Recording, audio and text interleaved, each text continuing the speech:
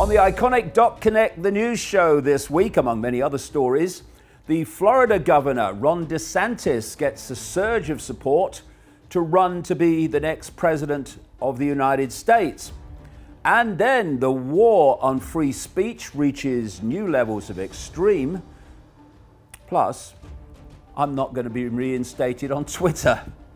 I'm so shocked.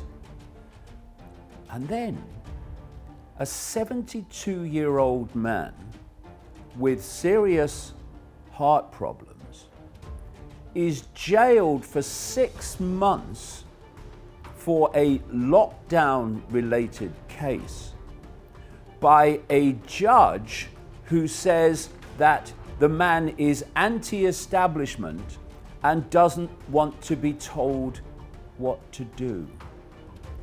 That's the depth to which we have now fallen. You mustn't not want to be told what to do. That's what you're here for. That's the iconic Doc Connect, the news show, from 10 o'clock in the morning every Saturday, and you can take out a free 7-day trial with Iconic anytime you want.